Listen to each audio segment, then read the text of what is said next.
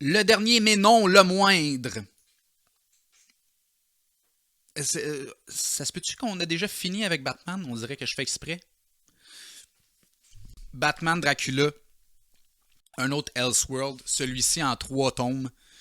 On a Red Rain, Bloodstorm et Crimson Mist. J'allais dire Crimson Rain, Purple Rain, Prince. Donc, très beau lien. Prince du noir, Prince des ombres, Vampire, Dracula. Oui, vous gagnez si on jouait à devine le lien de ce mot. Sans farce. Un esti de chef-d'œuvre, alright? Premièrement, on a Batman. Deuxièmement, on a Dracula. Des chauves-souris. Une ambiance victorienne gothique, pas gothique, genre Timmy là, qui s'habille en noir avec du mascara. Là. Non, gothique dans le sens victorien. Donc, sombre, laid, de la pluie. On a une vision du manoir Wayne très victorienne, néo-gothique. La Batcave, pas une Batcave super technologique, une Batcave vraiment de cave, de chauve-souris. Donc, encore une fois, on a une aventure du Dark Knight qui enquête sur des meurtres mystérieux dans la ville de Gotham. Des meurtres qui semblent cacher quelque chose de plus. Donc, avec son intellect super puissant, découvre que les criminels derrière ces meurtres sordides sont en fait des vampires.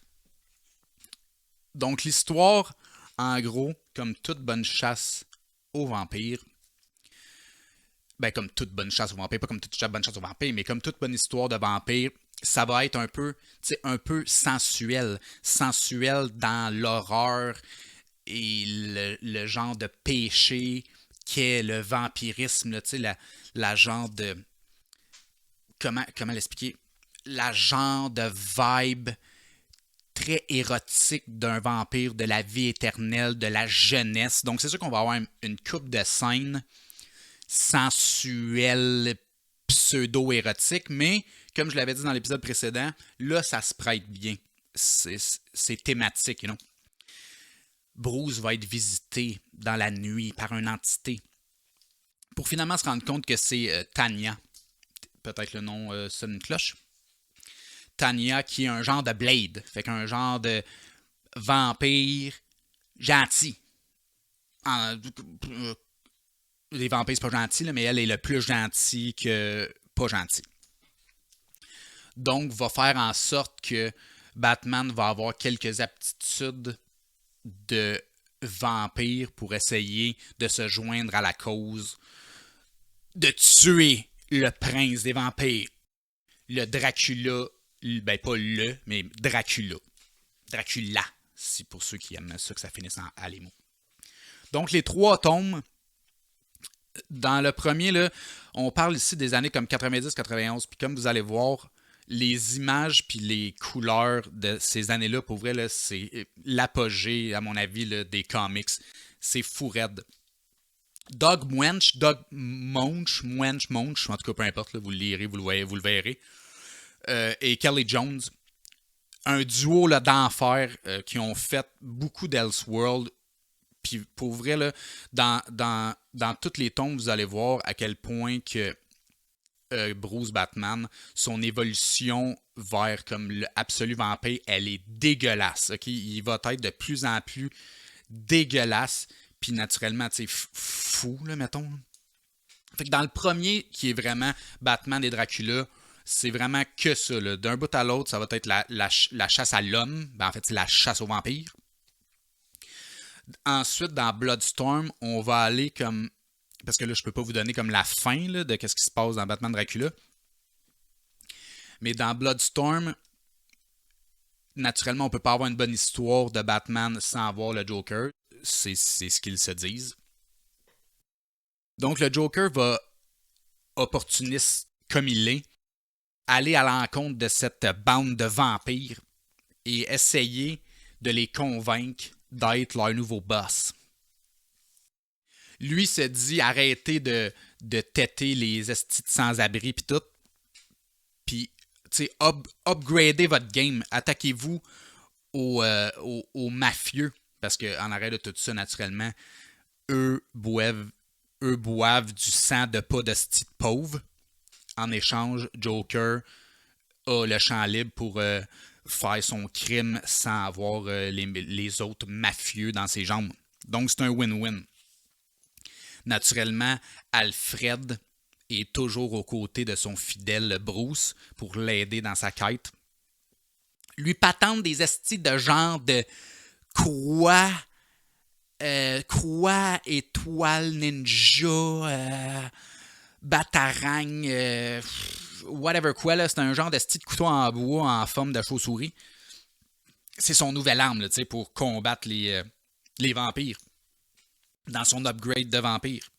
Avec son propre Oracle dans la séquence des Batman, la fille de Gordon. Mais dans ça, c'est une bibliothécaire, là, j'oublie son nom, mais elle va essayer d'aider Bruce à essayer de trouver des solutions pour soit ralentir sa transformation, ou essayer de donner des informations sur comment mieux tuer les vampires.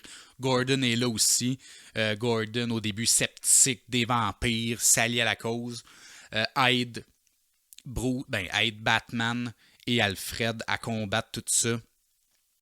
On a aussi un autre origin de Selina Kyle, Catwoman, qui a un origin un peu plus dégueu. Là. Elle se transforme réellement en chat. C'est comme un chat-garou.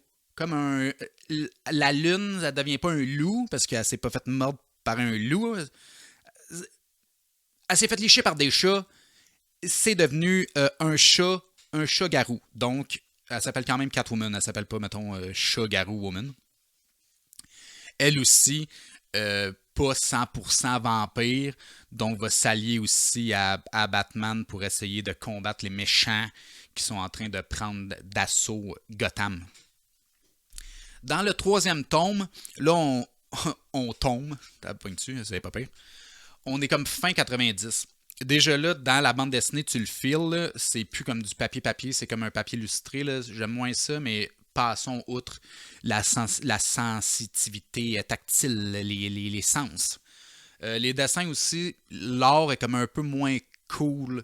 Mais, par ailleurs, dans celui-là, on va découvrir tous les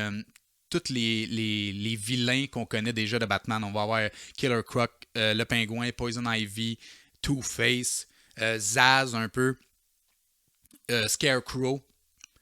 Dans celui-là, vraiment, Batman va juste décrisser tout. Là, il s'entorche, là. Il veut juste tuer tout le monde. C'est vraiment un hostie de délice. Tu sais, c'est le gros dilemme, là, toujours, le Batman ne tue pas, blablabla, c'est méchant. Peut-être ceux qui n'aiment pas Batman, ils se disent, ouais, mais tabarnak, c'est pas pour rien que Gotham est tout en prix de style de méchant, parce qu'il arrive jamais rien avec, il est écrit en prison, puis il sort de la prison d'Arkham ou whatever. Ben dans celui-là, il tue tout! De façon, j'ai juste gruesome dans la tête, là, mais de façon calissement horrible, dégueulasse. Fait qu'on s'entend que c'est pas pour ton petit cousin de 10 ans qui aime les chauves-souris, là. Il dormira plus jamais. Là. Il va juste voir du monde déchiré en 15 dans le coin de sa chambre puis l'appeler Timmy, je veux sucer ton sang. Tu veux pas ça. Donc, c'est quand même pour un public averti. Là. C'est vraiment un roman graphique d'horreur. C'est un esti de délice. Pour vrai, c'est dans quand même je vais dire, vous allez peut-être souvent m'entendre dire ça, là, c'est dans comme le top 5 de mes bandes dessinées. Là. Puis peut-être qu'à la fin de la saison, vous allez vous rendre compte que mon top 5, il y a à peu près genre 75 bandes dessinées dedans. Mais cette trilogie-là est dans mon top 5 à vie de style de chef-d'œuvre visuel. Peut-être un peu moins pour l'histoire que pour l'art. Pour vrai, les dessins sont débiles, les couleurs sont vibrantes, c'est malade mental, mais pour vrai, je vous évite ma biographie. Là. J'ai toujours été passionné quand même par les vampires. Je trouve qu'il y a un côté vraiment je le sais pas, c'est comme une attraction, un genre de plaisir coupable, tu sais, de les vampires, c'est comme pas fin, mais t'es aimes, en tout cas, whatever. Puis d'avoir amalgamé ça avec Batman, tu sais, en plus, c'est parfait, le Batman, j'étais une chauve-souris déjà là. Vous allez voir qu'il va devenir une astie de chauve-souris au travers de toutes ces, de toutes ces aventures-là. Donc, pour vrai, pour cette trilogie-là complètement démentielle, qui va faire un pont, possiblement, vers un épisode futur de bande dessinée d'horreur. Peut-être qu'il y a des fans d'horreur ici qui veulent en apprendre, ben peut-être pas en apprendre plus, mais découvrir des trucs qu'ils connaissaient pas.